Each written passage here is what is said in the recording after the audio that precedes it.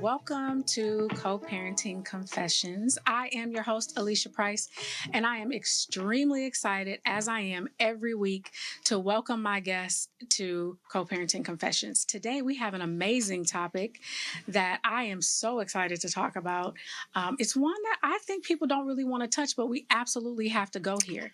And so today, we are talking about interracial couples and relationships, and then the product, our children. And so what happens when we mix race and then we're trying to co-parent across households? And so we're talking about co-parenting across race, and our topic today is co-parenting in the Black. I have wonderful Terry Austin here and Guy Bowling. And I'm really happy for this episode because we are all Bush Fellows. And if you don't know what a Bush Fellow is, you better go find out. It means you got a whole bunch of greatness sitting right before you, and we are about to have a good time. Thank you guys for being here. Well, thank you so much. But first of all, congratulations to you. Thank you. Absolutely. This is absolutely exciting time for you and well deserved. Yes. And enjoy your ride. Thank you. And just welcome to the Bush family. I am so excited. Bush Fellowship family. Yes. Yeah. Yes. I echo those sentiments exactly. Yes. I say welcome. It's about to be quite. I'm pretty sure it's already been a ride to get here.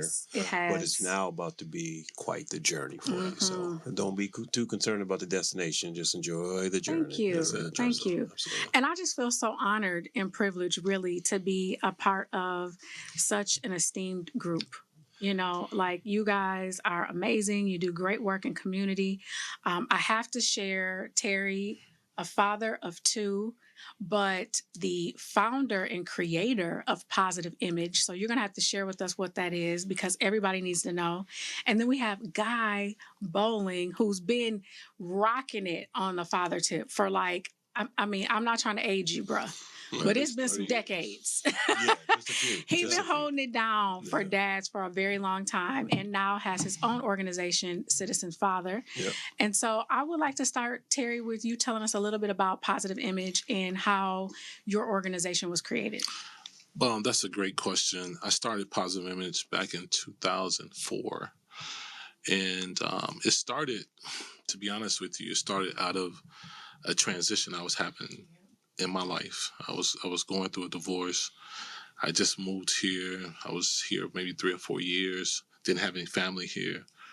And I had to do something. And as I began to have some counseling and things of that nature, the word positive just stuck. And everything I was told to do was just do something positive. And so the word Positive Image evolved out of that. And I just began to do work within the community. At the time, I was working for Pfizer Pharmaceuticals, I think. I was doing some health fairs in some of the nearby churches. So that was a natural fit for me in that space, because I was already doing work.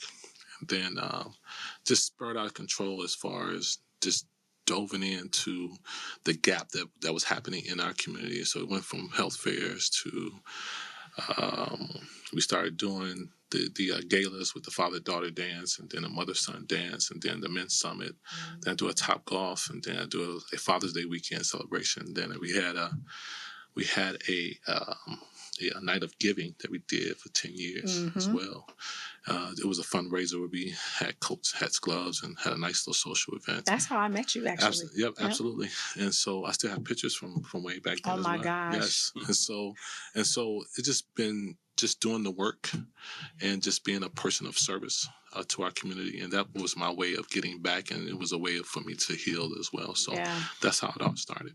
I love that, and I want to make sure that I don't skip over the fact that Terry mentioned that he was going through a divorce, and that led to you actually finding something that you felt was like a purpose and a passion for you. Yeah, I think a lot of times we have to heal through finding a purpose, something that you're passionate about. You have to lean in, and one of the things that I've learned over the years is when you serve other people, your healing becomes a lot better.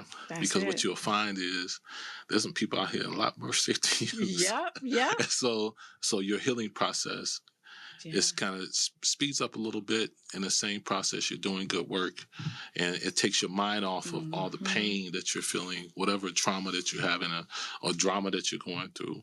It kind of heals that for a second. So that's what it did for me, and I just can't believe I've been doing this for over 17 years. It's just unbelievable. And then I met this guy Bowling, just doing the work.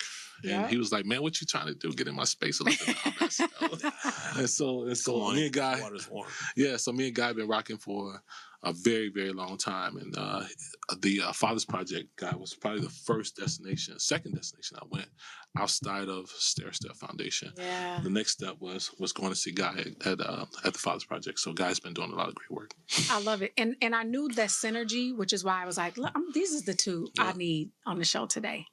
So Guy, please tell us about Citizen Father. I know a lot of times when we hear Guy Bowling, we think of the Father Project, but it's 2024. There you go. And we got something going. And we need to know about Citizen Father. Yeah, thank you again. Thanks for having me. I think part of what Terry was just sharing, I think we all come to this work on one level or another, good or bad, based on things we've experienced. And sometimes that bursts something within us that we say, hey, we want to do something. We're not always sure what that means. And so some of the trials and tribulations that you have to go through to figure out what's your role in that. Because I think we all have tremendous gifts and talents that we all have been given free for something bigger than us. It's our job to identify what that is, develop what that is, and then deliver it to the world. That's my opinion. Working in the space of fatherhood and being a part of the field of family support since the early 90s, dating myself, but it's all good. I get these gray hairs, honestly.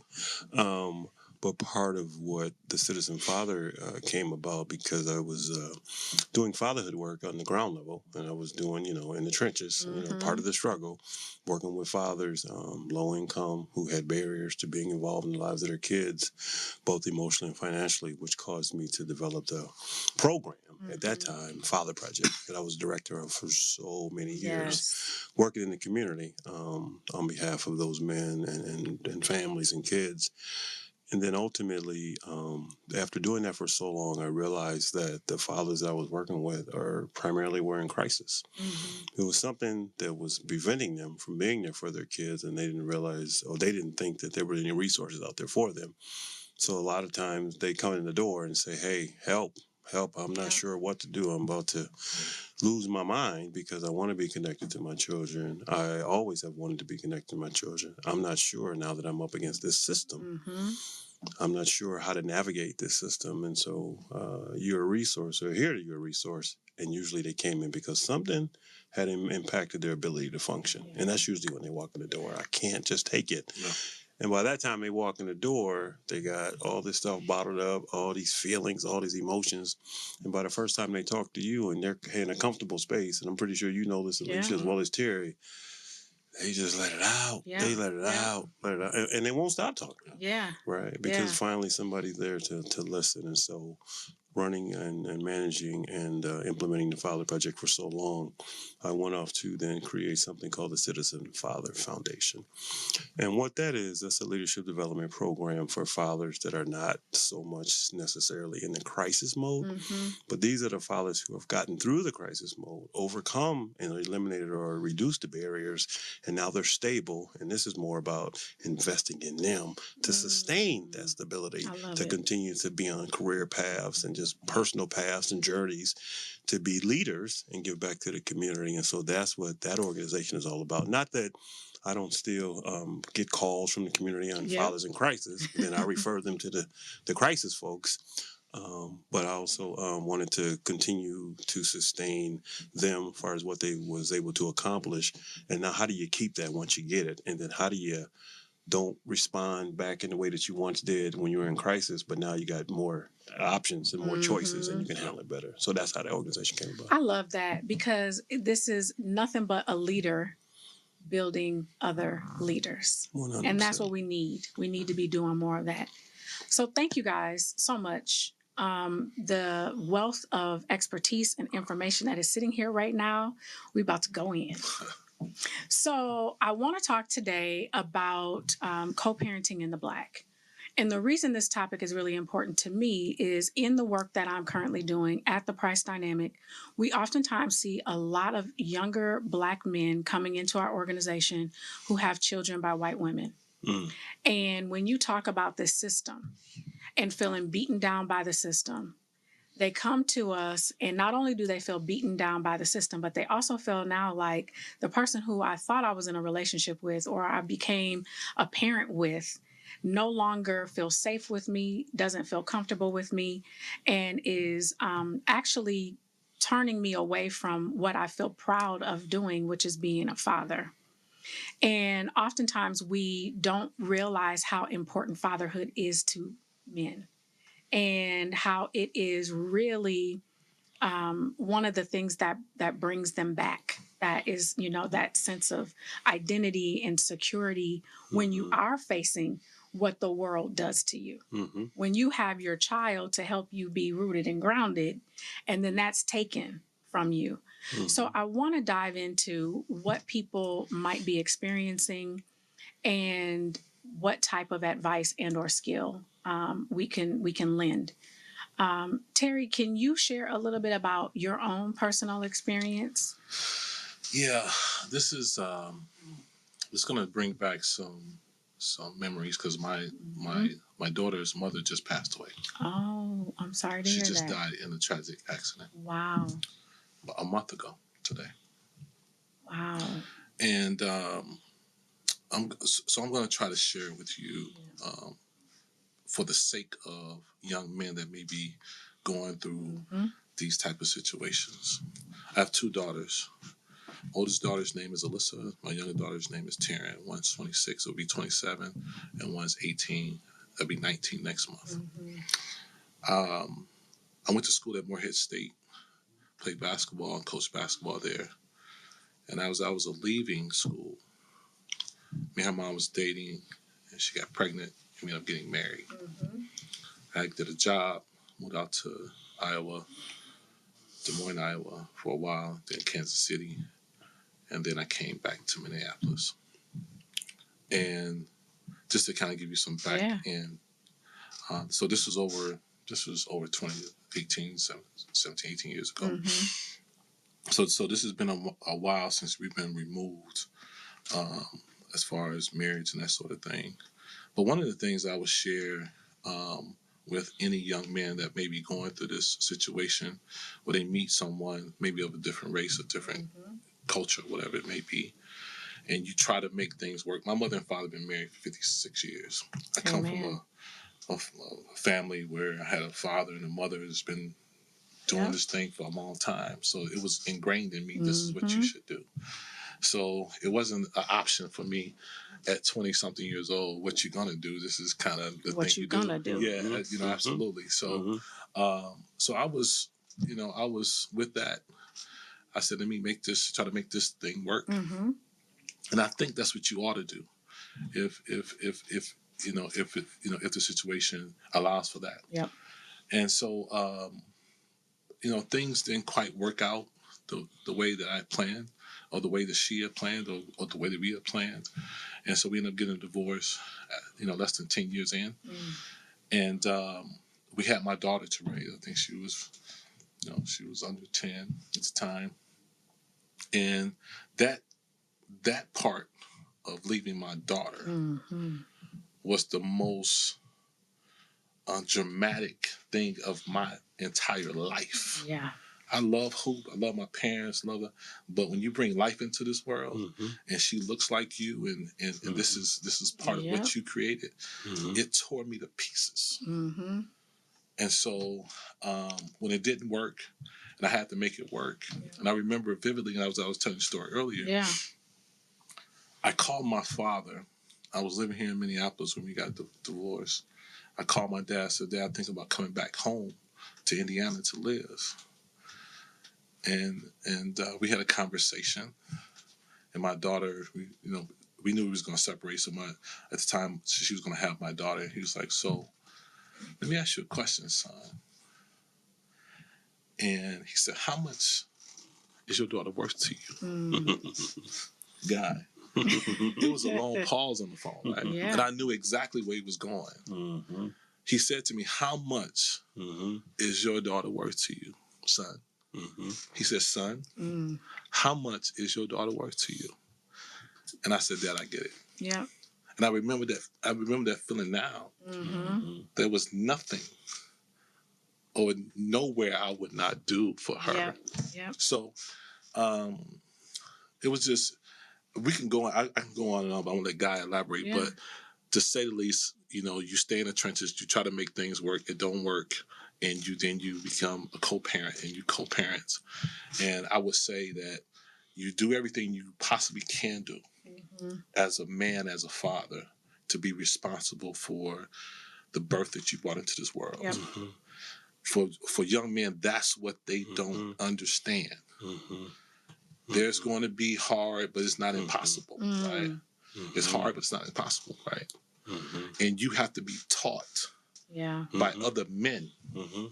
That's what some of our women don't understand that's raising our boys. Yeah.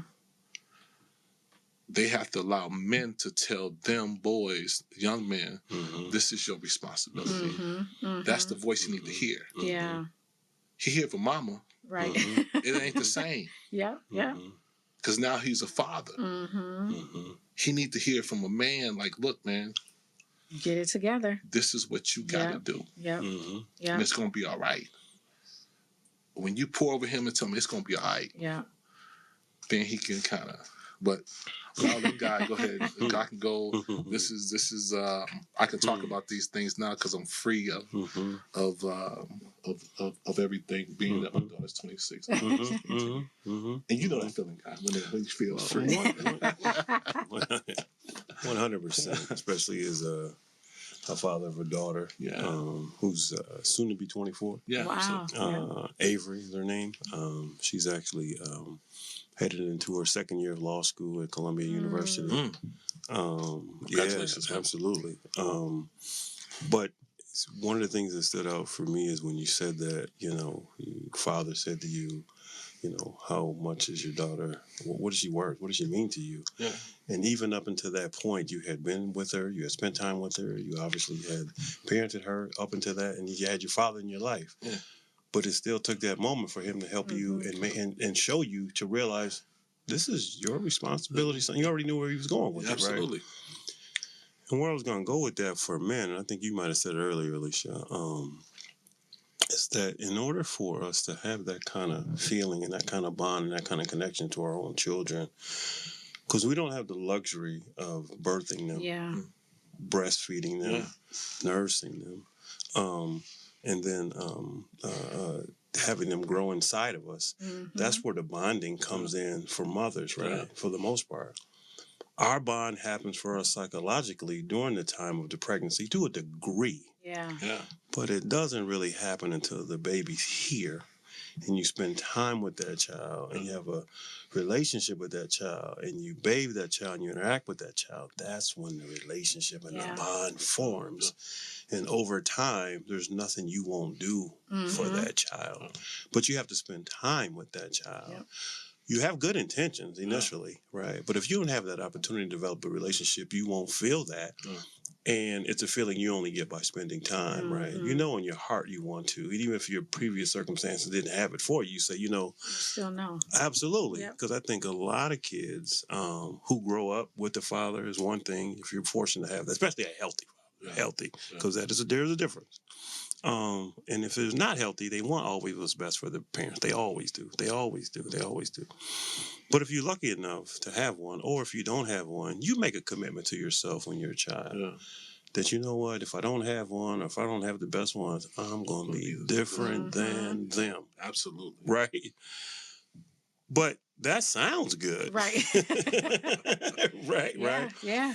But as you get older and you learn all that it takes to take care of them, be it together with somebody, be it co-parenting, be it single parenting, it's work and it's skills and it's knowledge and education and it's experience, right? I love the fact that I'm a grandparent now. I don't have to be that same parent that's all about structure. And, imagine when they were little and the children do this, do that. All we could tell them for the most part is no. Everything was no, no, no, no, no, right? And it was hard to balance out the yeses, right? Yeah. Well, with my grandchildren, I'm kind of the opposite. I'm a yes to everything. I shouldn't be the yes, but hey, send them back. But what I also heard you say is that the love that you have for your daughter and your father basically said you had no choice was the same I got from my mother. I was 15 when his mother got pregnant, the mother of my son, and 16 when he was born. Wow. And my mom said, you don't have no choice but to take care of this child. But there's no buts. Yeah. So she didn't leave me no choice, and that's where the bond came in. So I can identify with that bond, but also just stepping up and being responsible because most fathers want to be. Yeah. That's good. And I love that both of you sharing that story of, the connectedness, how important your role is as a father. And now when we throw in there that not only are you feeling like I want to be the most responsible person that I can be, I want to be present. I want my child to know me. And in addition to all of the things that happen with relationships, we add race as a variable. Right?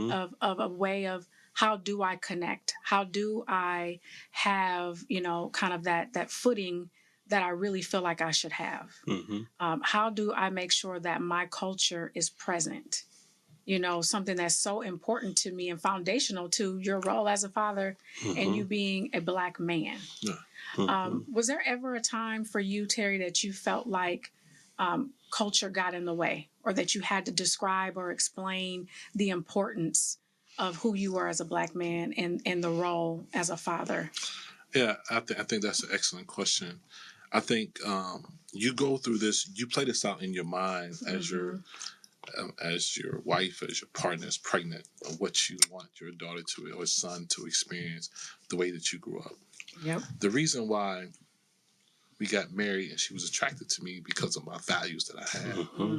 Much more than what you look like and all that, but it was because I knew you would be a good man. I knew you would be a great father to your kids. That was more important. So the culture part was, for me, making sure my daughter understood where I was grounded from. Yeah. Where I got some of the ways and how I talked and why I was disciplined. Yep. The way those things were. And so I was very intentional about my daughter spending summers with my mother and father, with me not being there. Okay. So she spent the summers with my mom and my dad and with my family. Yeah. My mom's from a family of 13. My dad's the only child. So I grew up with nothing but cousins, aunts, uncles, everybody all around. So I knew she would be safe. She was good. Even though we lived in a very low income, rough part of town, it didn't matter. I knew that my family would take care of it, right? So that part was important to me. Even when we got divorced, we did that. Yeah. So for me, it was critical that I try to get along with her, with the mother. Once we got divorced, as much as we went back and forth, the one thing I did not want her to do is take away that time with her spending time with my mother and father and sons. So it took me 6-8 months to get along, throughout the year to get to June, right? Yeah. So she could go. So she could go. Yeah. So right. so I would put the brakes on, suffer in silence, you know what I'm saying? And just, but I'm gonna get to some things, some heavy things that I went through early on that because, and I'll say this real quick, when I got divorced, it got ugly. Yeah. Nasty. Yeah. Where I had to go to a parenting site. Yep. And Guy, you remember I told you this about 20 years ago, where we would go in some room, drop my daughter off, and her mom would be in another room. Now you gotta understand something. That was like, that to me, absolutely broke me. Because here I am, got a good job. I was working for Pfizer at the time, and I presented myself well, did everything well, and here I am going to a place as if I'm an abuser. Yes, and it took my heart out. Right. Yeah. Yeah. to see my daughter have to experience something of this nature, because I never grew up like that. Yep. I always grew up with, hey, we're gonna make this work, and to see it come to that, Yep. broke me Right. to the core. It broke me to the core where I had to drive 3 hours to do it. Yeah. That's the part that even would suffer even more. Yep. That adds insult to injury. So, and this is exactly what I'm talking about that we see. So for me, when you have to suffer in silence, knowing that I had to drive back home, I had no one to see. I had no one to tell this story to. Because my parents wasn't here, my brothers wasn't here, so I suffered in silence, and I took my pain out in other ways. Yeah. So, but Guy, go ahead. Yeah. So that was beyond tragic and traumatizing. Absolutely. For me, for years. And it spiraled me out of control where for me, it was to say the least, it was tragic. Yeah. And it makes so much sense to me because one of the things that I am intentional about at the Price Dynamic, and we say this all the time, a core value of ours is believing in the inherent dignity of all parents. And so when you leave out of the door of the Price Dynamic, we want your dignity to be intact. Yeah. So we've created, by absolute intention, an environment where parents feel comfortable to be there. And an environment that doesn't look like this institutionalized place. So if a child has a memory of that parenting time or that exchange in this place, it doesn't feel like, remember we went to that horrible place, or if you have photos with each other, it doesn't look like, what's this place that you guys were at, right? So we're really, really intentional about that. And Terry, when you say that, this is exactly what I'm wanting to touch on for young men, because they're feeling that, right? They are in this space, like you mentioned, there's this tension. And I can no longer get along with this person. But the most important thing to me is my child. So now they're telling me I have to go to a space to visit or to pick up and drop off. And now I feel like somebody is telling me what to do. Right? And the worst thing is to be told what to do as a parent. No. The worst thing is this.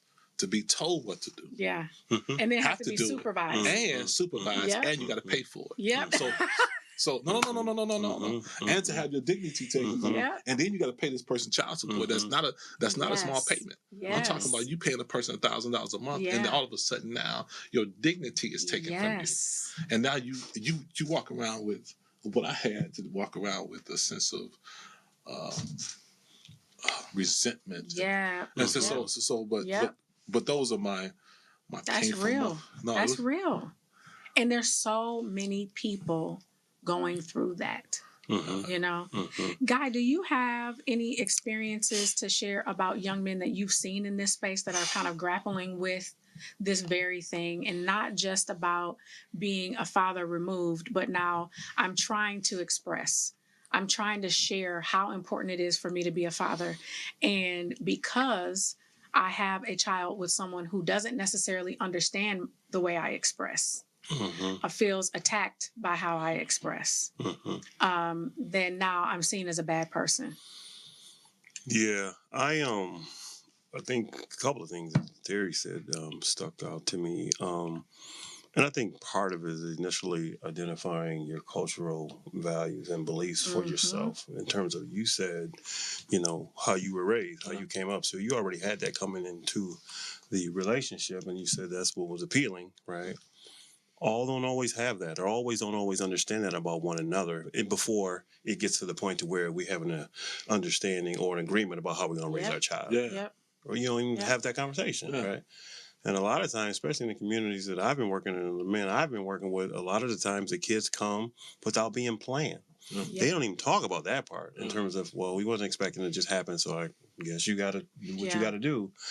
And we definitely don't talk about the values and beliefs that we both have that either synergy or not, right? Well, I was raised like that. Well, I was raised like that. Well, I was spanking. I wasn't. And we ate always at this. I mean, it's all those things that we just don't discuss. We just automatically assume that we're going to figure it out. How you going to figure out a plan from an idea? Like, what? That don't even make sense, right? Absolutely. But when I think about some of the other things you were saying, I think your original question is about when you throw in race, right? If we've understood more than any time ever before, we live in a racialized society. Yes. Absolutely. Yeah. And we live in a society with a set of racialized systems that we have to operate within, right? So when you find yourself within those systems, it's a microcosm of our society, and how we're treated within those systems is no surprise to anyone who understands how it actually works. Yep.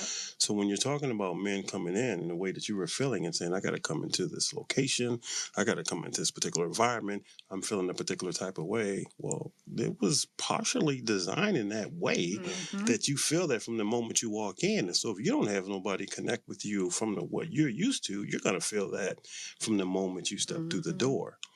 So lots of men have come in and they say, well, are you going to treat me the same way I've been treated by being a part of these other institutions and systems and places when I work with them and they come in?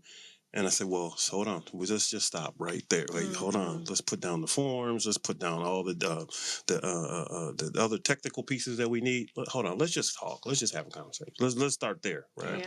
Because I want you to see me as human because I'm going to see you as human, right? Let's just have this conversation.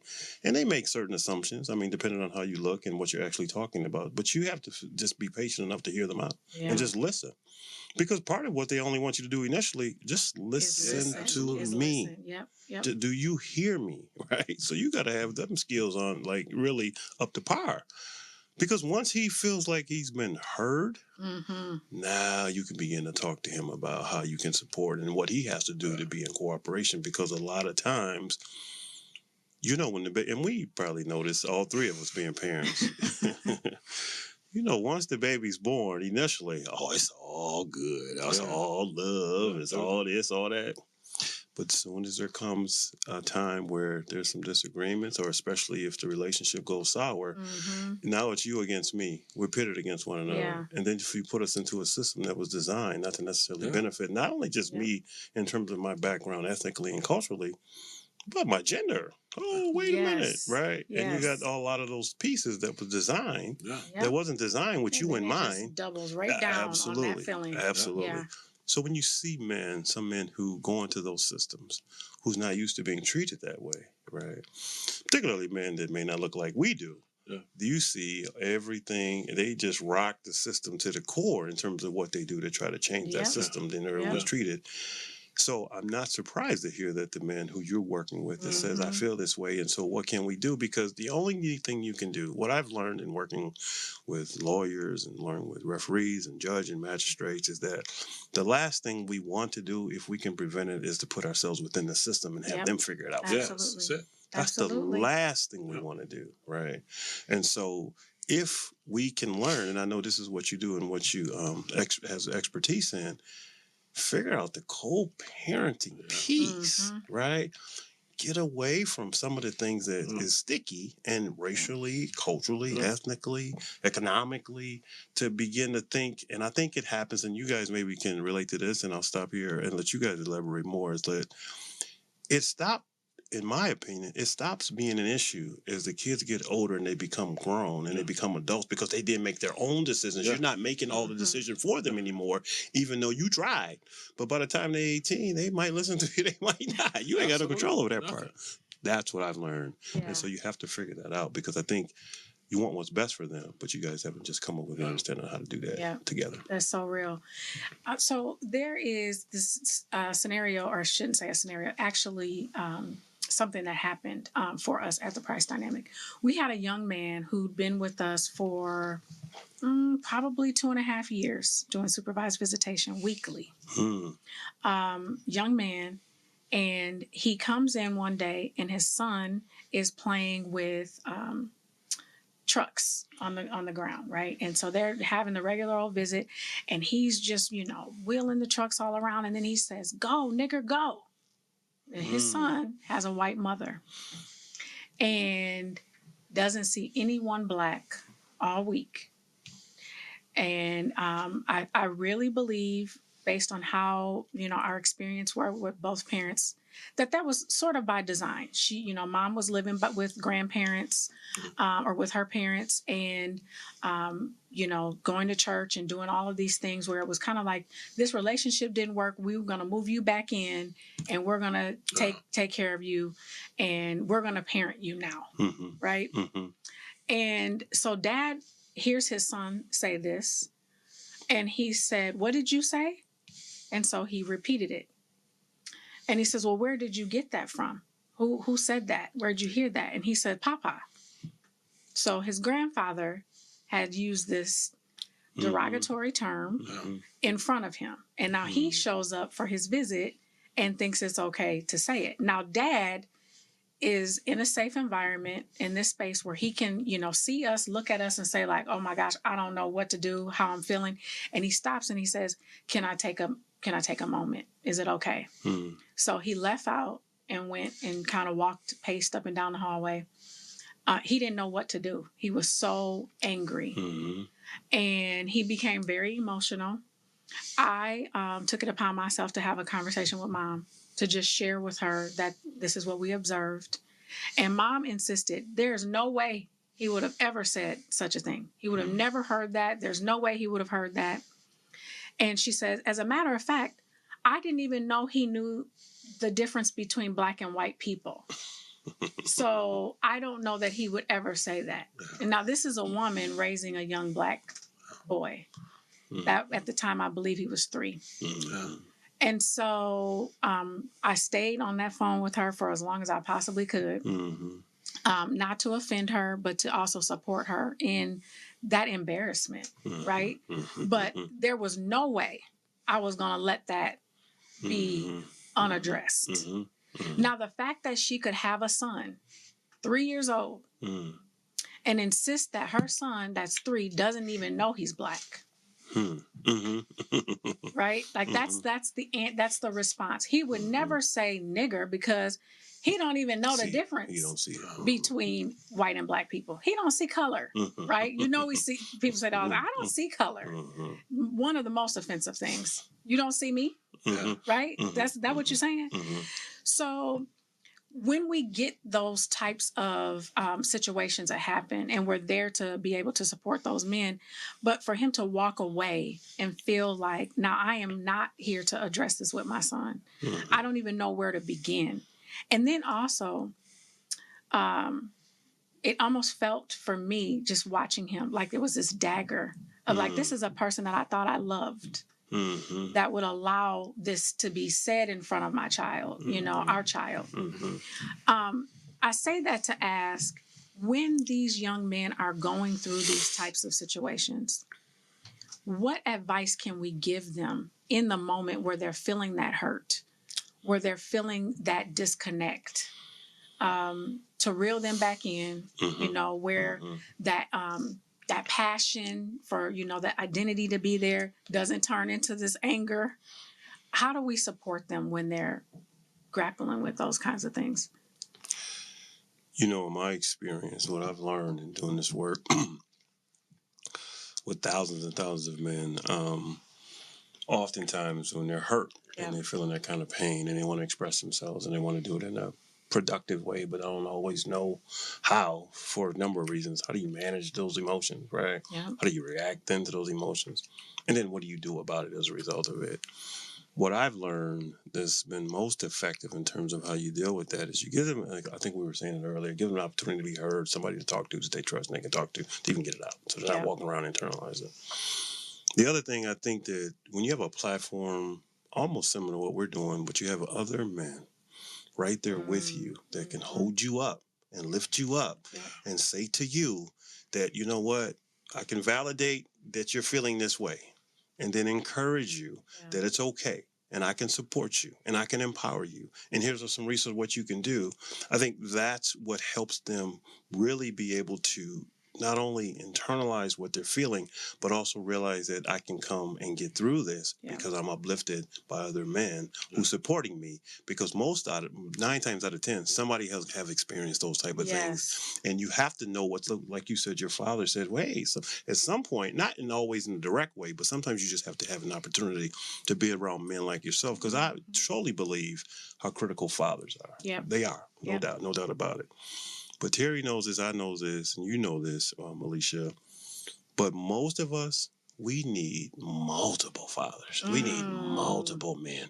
We need a whole ecosystem of men because we need that coach, we need that mentor, we need that teacher, we need that father, we need that uncle, we need that big homie, that big brother. We need all of them.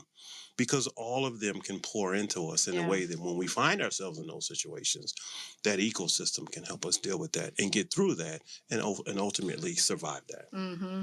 I love that you said that, Guy, because, there are a lot of young men that will say, well, my dad wasn't here. Right. And so when you say that, it's like, but it's okay to seek that fatherhood, right? In your community and people around you. They're going to do it anyway. Yes. Yeah. One of the things I want to, and I hate to touch on this, but I just feel the need to do it. Just share with you an experience that I had. After my divorce, my ex-wife got into a relationship and eventually got married to a doctor and started a whole new family. But in the midst of that, they were caring for my child. And my child was living with her and so on and so forth. And we got into a confrontation about something. My daughter was on the phone and I could tell something wasn't right. And I would always ask my daughter, how is he treating you? In a very nice tone. How's things going? How's he treating you? I said, I want you to feel comfortable. If there's something ever to just kind of let me know. And this particular time, she told me that they got in an argument or something. And I guess that they was around on the phone when she was talking to me. And he got on the phone and said, listen, I'm parenting her now. I said, oh, you are, right? Okay. Okay. So it was a heated conversation. It got heated really fast. And he ended up calling me a nigger. Uh-oh. The N-word, I'm sorry. But just, it went there. So I was just using the examples of, and so here's what not to do. For all the young brothers that have relationship issues and parenting, and someone else is in a relationship or married, or the case is. Sometimes you get in a heated relationship, and now the way that when we get heated, things can go one. I can go 1 to 10 like that. Yeah.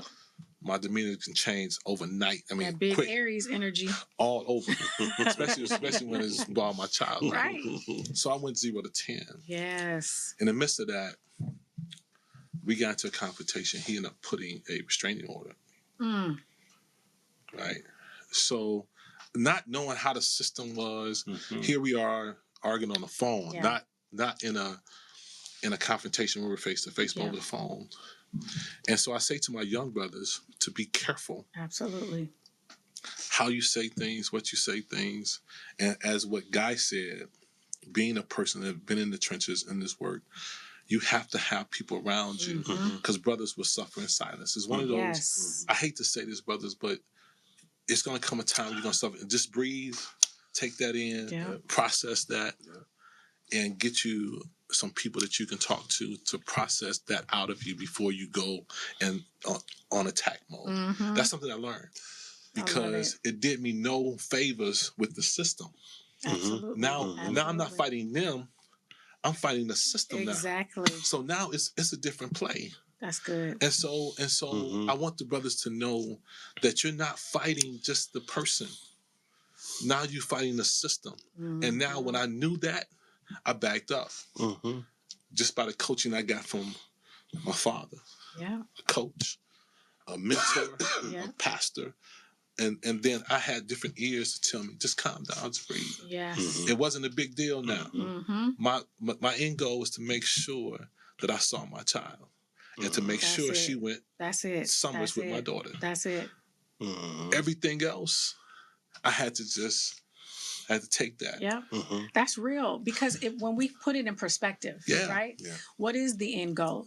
And I have said many times on this podcast, one of the aha moments for me when I got to the place of like, okay, I have to co-parent. I'm going to be able to do this.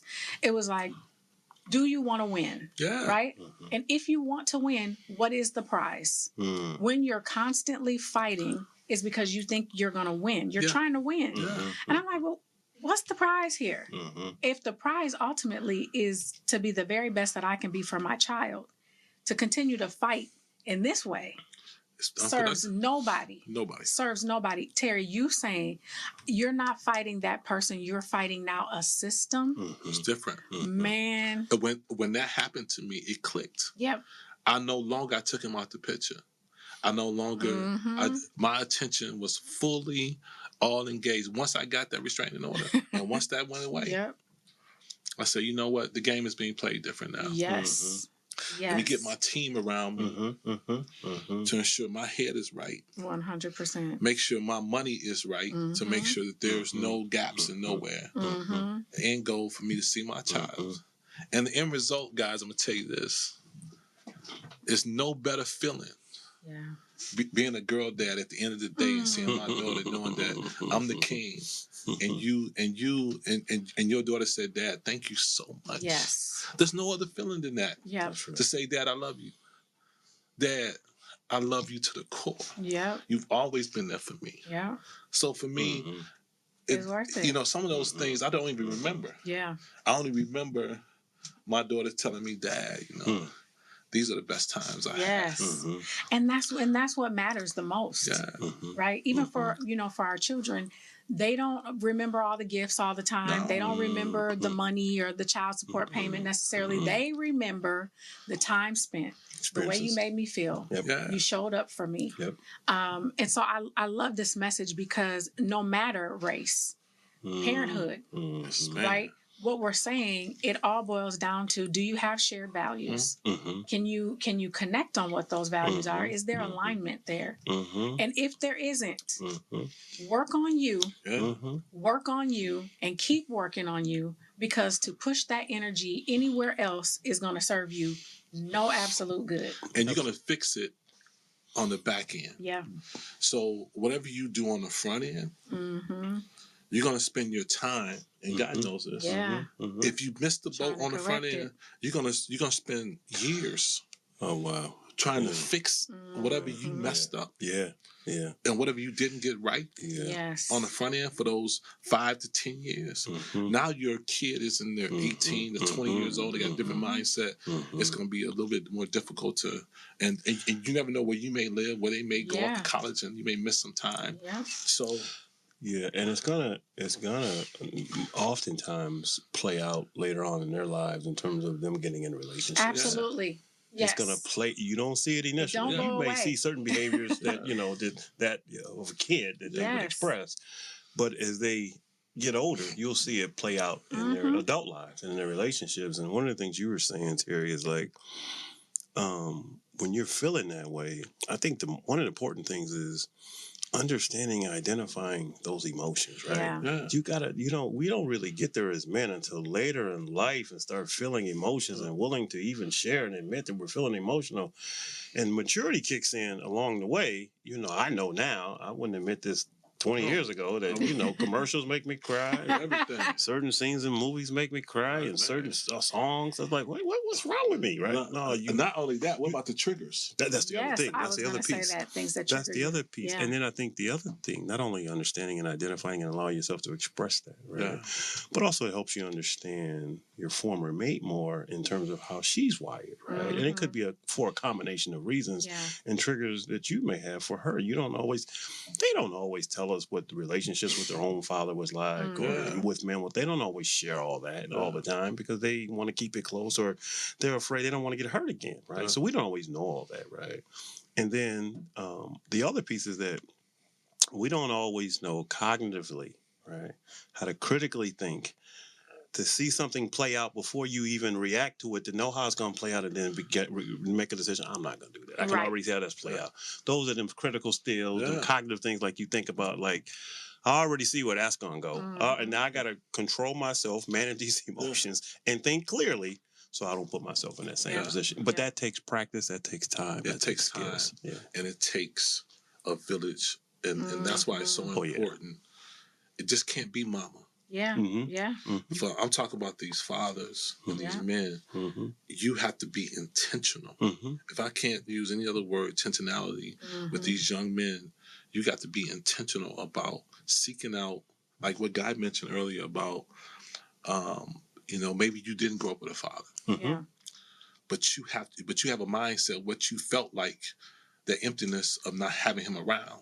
So you have to use that fuel to say, you know what, I'm gonna seek out a person like God. I don't know how I'm gonna get to him, but I need him in my spirit. I need him in my circle to say, I need to bounce some things off of. And then when you get in that habit of doing that, you'll find someone else. Then God's going to introduce you to someone else, right? And so it's going to multiply quicker. So to all the young men, just know to be intentional about surrounding yourself with men with similar mindsets or values that you want. Maybe you didn't grow up with them. You say, you know, man, my father wasn't there, and I got to do better. I want, when I have a child, my child is going to see me. I know what that feeling is like. So use that as fuel to break whatever barriers or curses or whatever people want to use to just be different. That's good. And men got to see men to be men, right? Yeah, especially positive men, right? What I try to model to the best of my ability, because I didn't see that. I mean, I saw some of it, but not to the degree to where it molded me in a way that said, ultimately, this is who you can become. I didn't see enough of it. Let me say that way. It wasn't reinforced in that way. I saw what the community was, and I was staying in communities that was rough, came some of the rough areas of Chicago and the rough areas of Minneapolis. I saw the stuff that I thought was what it meant to be a man. That's right. And so I thought that, right? But what I can appreciate about Terry, and I've never even had a chance to tell you this, and you've been doing the work for a long time, particularly with the dads and daughters dance, is hundreds, if not thousands of men that come to that event every year. Usually those men are established, right? They stable, they consistent, they're involved, they there with their daughters. And the other men who didn't come up seeing that, when they see that, that symbolism within itself, even if they don't admit to you right then and there, but if you see, you can be, and what he brings together with all those men, which is why I'm there every year. Because now I'm fortunate, and also why I developed the Citizen Father Foundation is, if you didn't see the men you wanted to be growing up, I say to the men that I've worked with over the years and what you're doing, be that man then. Become him. So now they can see me in terms of what I didn't see. I'm being the ones that I would hope that I would have saw. Now I can be them, and I can tell you, so can you.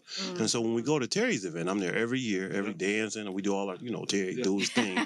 We're there having fun, and then see the daughters and the energy and all the love and just the energy. Here's what you can become, right? And I think that symbolism piece is so critical and so important, because you can be that because you see it right in front of you. No, that's amazing. And I am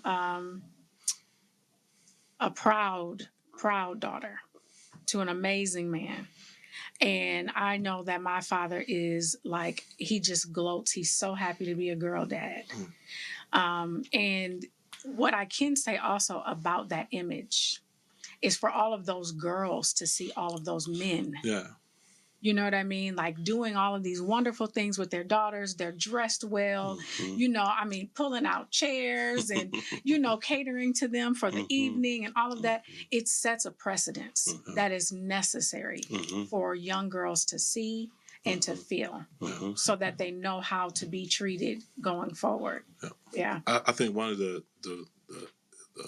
blessings that I received out of all the trauma that I went through was the father-daughter dance. So let me say this: out of all the trauma that I went through, the blessing that I got was the father-daughter dance. I was intentional about making sure it was a space that my daughters, when they walked in, I wanted every man to experience the feeling and the pain that I felt. But in that moment, it was different.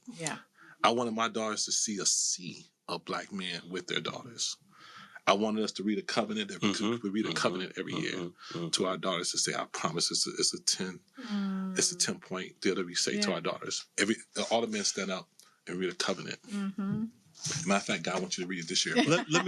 let me ask a quick question. I don't want to take over Alysha's show, but I got a question for him. I just want to ask you a question. Based on you've been doing it now for 10 years. No, 12. 12 years. 12 years. 13 now. Wow. What has that done for you in terms of your own daughters, not only being your daughters and seeing you do that, but for them to see that? What has that done as it relates to impacting the relationships with both of them? I think for my younger daughter, it has, because she's been here in the city. Yeah. I talk about my older daughter, but my younger daughter, she's 7 years difference. That's my heart too. Yeah. So she had a chance to grow up with me. Right. So she had a chance to see the service work from a little child at age 5. So she's seen every dance. Yeah. And so for her to be a freshman now going to sophomore in college, now I'm seeing her light comes on. She wants to serve in different places. And I think what it's done for me, man, is they see their father in a different light, that they see my service work that I've done, and then the work is more important. The work that I do is as important to my community and how I serve as my family is. And so they see that connection. I'm so happy that my daughters, both of them, had a chance to see and experience that, to know without a shadow of a doubt. Even my older daughter's, I had to co-parent her from a distance a little bit. But immediately when she graduated high school, she came with you. After graduation, she left. Yeah. I'm talking about when graduation was over, they had a party. She left and came to live with me. Yeah. She lived with me for 5 years. Right. Immediately after high school, I said, so we talked in April. I said, so what are you going to do? Dad, I'm going to take a year off, but I'm coming to live with you. Yeah. And she stayed with me for 4 years. Yeah. Then you called me. I said, what do I do with this grown up? I said, listen. And then we had to. It was interesting because we had to go through a transition. Yeah. And I had to teach her a few things. Yeah. And now I had to force her to be on her own. I said, Dad loves you now. And that's why I tell men, whatever you missed, you're gonna catch it on the back end. Yeah. And I caught it. I don't want to share my daughter's full story, but I caught it. Yeah. And I knew how much it meant for me to be there. And my daughter never told me, she said, Dad, I wish that you'd have got me when I was a freshman. That's good. And she said, I wish you would have, because I asked her mother, I said, listen, when she was going to be a freshman, I said, listen, why don't you just let her come with me? And this is when someone got murdered in North Minneapolis, over off Penn and over by North Point. I don't know what happened. Okay. But that was the summer that person got murdered. Okay. And the gun went off, and the kid got murdered right there by the police officer, by the 4th precinct. Oh, Jamar Clark. Yep, Jamar Clark, yep. That's what happened. So we was in negotiations to try to bring my daughter to live with me, for her to go to high school here. And when that happened, the news started going off. My daughter's not going to be in North, so it was all of that. Yeah. And so we had a different deal. But as soon as high school was over, she said, Dad, I'm coming to live with you. And so I think that was the best reward for me. Yeah. Yeah. Because I didn't care about nothing else. Yeah. Anyone that dated me know that I don't care about nothing else but my kids and my family. Yeah. And it was like, that was the most important thing for me to make sure I crossed that finish line. And now you just feel like, man, it's feel like you've been out of jail. And I've never been in jail before. I don't even know what it feels like, right? But I know one thing, the feeling that I have now. It's a freedom. Oh my God. Free. Freedom, and to see my daughters doing well, it's like, it's like, no, I did the work. Yeah. And I love it. I did the work, and it's painful, but the reward that you feel. And my father, and I'll end with this, my father always told me this.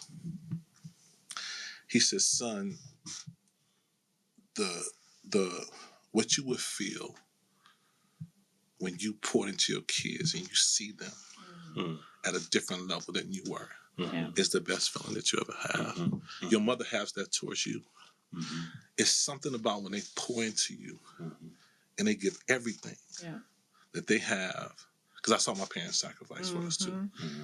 And to see it's just a different glow. Yeah. It's a different glow that they feel when they're around you. Yeah. It's just a different glow, and that's what I feel with my kids. Yeah, and my that's dad feels amazing. that, and my dad feels that when he's watching you. Yeah. Listen, and I know that because we was grown adults. Yeah. And I know Terry's parents. Yeah. And the brothers, like, because his family is there. Yeah. You know, like, have seen them on numerous occasions of different events. And so, no, that's amazing. I love that. One of the things I want to end with is if we can impart, and I love this conversation because I almost felt like, Terry, you should have been here for the Girl Dad podcast. But one of the things that I would love to say, if we can end on a note of a message for mothers who are grappling with not understanding the men who they have children by. And so now that they're no longer in the household with them, and some of the things that maybe they might have ignored or thought in the name of I'm in love with them or we're together, I'm not speaking up on. But now that we're not, I don't know how to connect with him because of these differences. What we might say to her about the importance of the father being in their child's life and being connected. One of the first things I would think about is what is your long-term hopes and dreams for your child? What do you want him or her to become? And how do you plan to get them there? Yeah. What's the role in terms of your contribution and what you have set up for them to be able to understand that road, that journey, in order to be, successful, healthy, impactful, productive adults? And what role did not only you play in laying that foundation, but also the importance of the role that he plays, because she's genetically connected to him. There's some things that's already connected to your children or even your son or daughter that innately they're going to have anyway, right? Yeah. They're going to have that anyway. Both of you created him and you didn't heard the story. You act just like, and he don't even know where around. You tell me you act just like him and she acts just like him. So that's inevitable. But I think what's most important for her to understand is that him, and in general, a lot of our societal ills that we see within our communities across the board, culturally, ethnically, racially, but let's, for the standpoint of this conversation, talk about our community. A lot of those things are caused by the absence of a father, or the lack of a father, or the father is not necessarily healthy. He's just not consistent. But the answer and the solution to all those challenges is the presence of a father. So on one hand, he contributes to the challenge, but he's also the solution. So we got to understand what leads to how it plays out for our children in terms of they find themselves here or there within these challenging situations. A lot of it because he may not have been involved. He may not have been healthy. But it's begin to get that way. And he might not be the healthiest for you because you guys didn't work out. Yeah. But that don't mean he can't continue, as me and Terry has talked about throughout this podcast, the journey of getting there maturity-wise and understanding your role and responsibility, being an example, being a role model. Doing that, that's why I asked them about what they felt about seeing all those guys, plus seeing him. They tend to begin to see and realize how that's affecting them, and then it turns out and end up being successful or productive for them. And moms just need to understand the healthier he is, the better you guys can get along. That's it. And the more they can witness you getting along. This is what I'll say, and I'll end with this. So I started out saying I had 2 children. So I have a daughter, 24, and I have a son. Unfortunately, I lost my son a couple of years ago. But he was a dad. Oh, right? Man, great dad. Yeah, he gave me 2 beautiful grandkids. College educated, outstanding, just an outstanding young man. One of the best. Right. So I had to have continued to reflect on, man, how did he end up being that young man that he was and loved and, dad and married and all these other things. Me and his mother co-parented him, but it wasn't easy at first, as we all know it wasn't. But over time, we realized we needed to pour into him for him to turn out in the way that he was. And he let us know when he got older about what he didn't like. All that. He told me about it. I remember one time, me and his mother had started to get along, and hopefully she don't get upset with me and sharing this on the podcast, that we were at a gathering. We all were there, and they invited me to come to a gathering, a family gathering. And I hadn't come to gatherings before, but I was at that one because my son invited me, said, come. And I remember we're all in the kitchen, her and her family and me, and we were there. And I remember we were taking pictures. And I remember my son, he probably was, now, this tells you how old he was. He was 30, right? Oh. And they were taking pictures, and I think his uncle was taking a picture. And he said, hurry up and take this picture. That's what he told his uncle, hurry up. He said, because me and his mom was in the picture, the family was in the picture, me and mom was standing next to each other. He said, hurry up and take this picture. He said, because I've been waiting for this moment my whole life. Yes. Wow. Yes.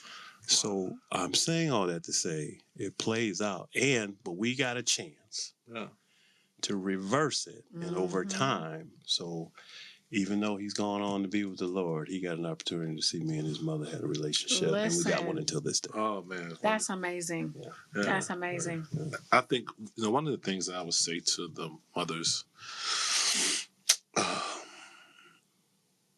they have to realize that they can't do this alone. And the biggest thing I would say is let the resentment go.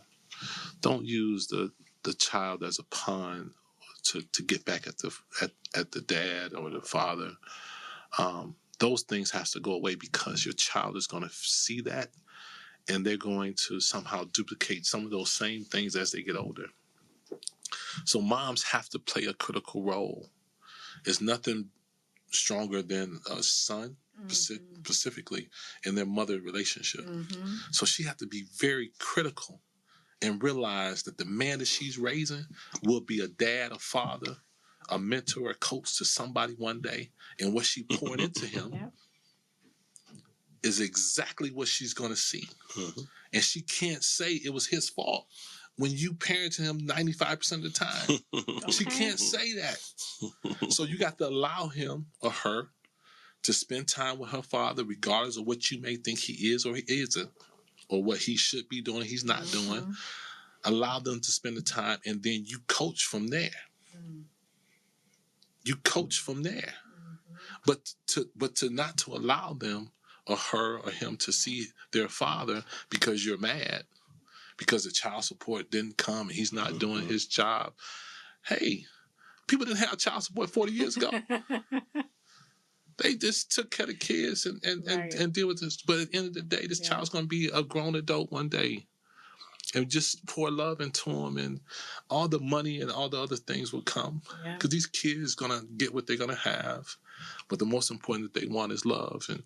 And so, to the moms, I would say, realize that part of the reason why our community is in the shape it's in now is because men are not here. And we're not present.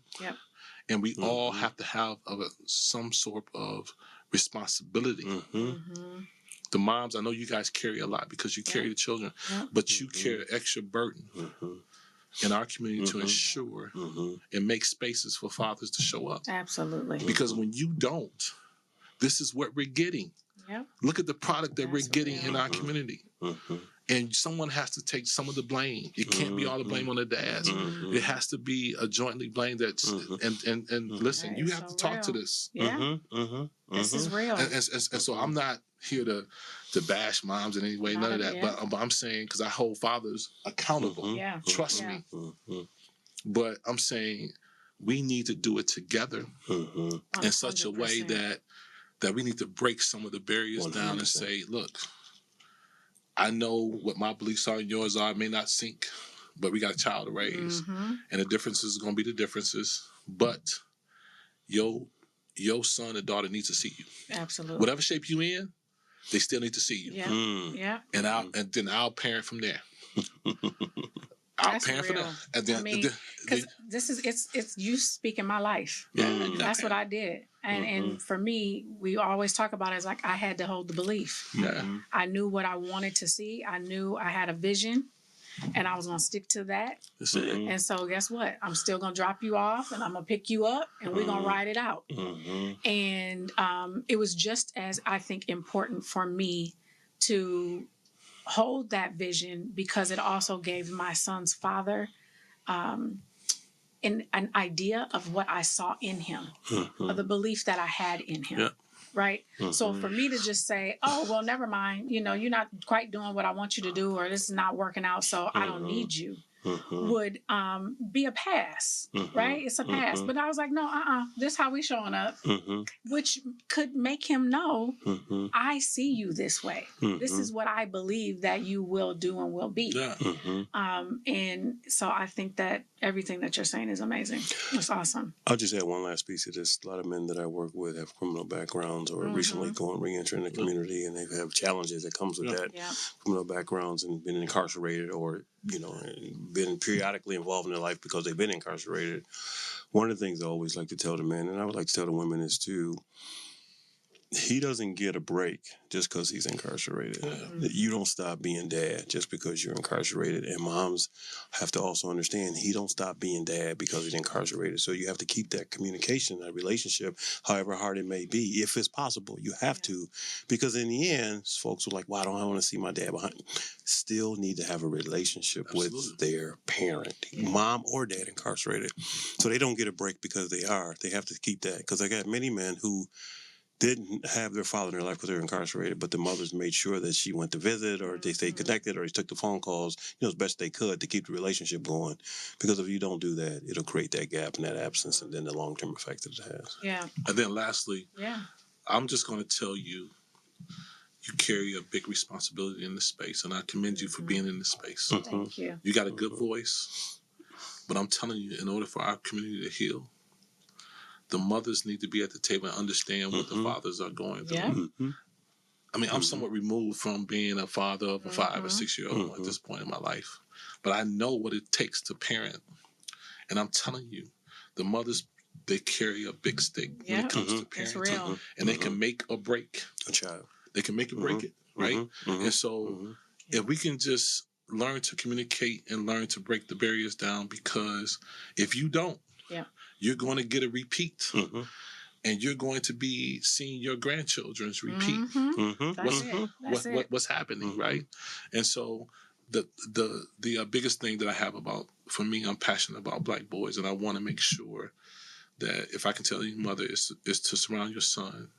Be intentional about surrounding your son with the men that you want in his life, and don't take your foot off the gas on that. And so I just commend you for your work, and thank you. Absolutely. And just keep doing it. Thank you. I appreciate you guys so much. Thank you guys for tuning in to Co-Parenting Confessions. This was good, and deeper than I thought it would be. Like, right on. I love it. If there is a takeaway, I would love for you guys to know that one of the things that comes to me from today's session is, which it feels like a session, but today's show is the values piece. Oftentimes we have children and we don't necessarily talk about what we intend for them or what we intend for our family or what our values are. And if we start there with just that small nugget of what our expectation is for how we will raise our children, then we have a touch piece, a cornerstone, some foundation to come back to when we're not quite getting along. So I encourage you all to really look at your values and to dig deep. Figure out what it is that you want and who you would like for your child or children to become. Make sure that fathers are present and in their lives, because they absolutely matter. And if you don't walk away with anything else today, it should be that. Thank you for tuning in to Co-Parenting Confessions. It's good. It's good. Thank you, guys. Hey, Mom, I'll just take a picture.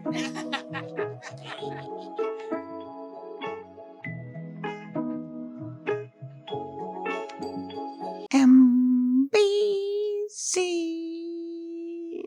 No relation to NBC.